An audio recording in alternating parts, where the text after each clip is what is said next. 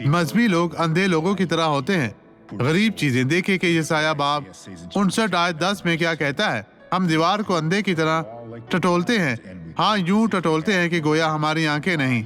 हम दोपहर को यूं ठोकर खाते हैं गोया रात हो गई। हम तंदुरुस्तों के दरमियान गोया मुर्दा हैं। लेकिन क्यों? खुदा के कलाम से बाहर कोई हकीकत नहीं है, और आप कलाम को तब ही समझते हैं जब आप फैसला करते हैं मैं यीशु से ताल्लुक रखूंगा, मैं यीशु के कहने पर अमल करूंगा, तब आप रहमत बनेंगे।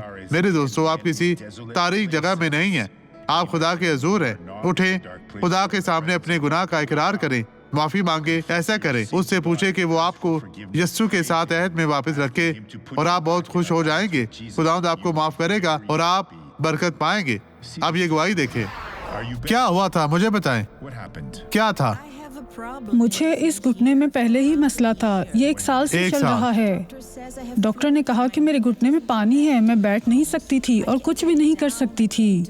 और अब दर्द महसूस अब आप नहीं सब हो कुछ रहा। कर सकती हैं। ठीक है, कर नीचे सकती बैठे, हूँ। नीचे झुके। ठीक है, मैं देखना चाहता हूँ। फिर लोगों, डॉक्टर ने क्या कहा था? ये घुटनों तक पानी है, ये खत्म हुआ। अब मैं आपके लिए दुआ करना चाहता हूँ। ऐ खुदावंद खुदा, मैं सबके लिए दुआ करता हूँ। मैं जिंदगी की बुराई को झिड़कता हूँ और कहता हूँ इन्हें छोड़ दो और इस शख्स के पास दोबारा कभी ना आना, यस्सु के नाम में। और आप कहें आमीन। खुदावंद आपको बरकत दे, क्योंकि अब से शैतान आपको छू नहीं सकता। अब आप महफूज हैं, खुदा के फरजंद हैं। ईमान के साथ आगे बढ़े और बरकत पाएं। सुबह बखैर, खुदावंद आपके साथ है।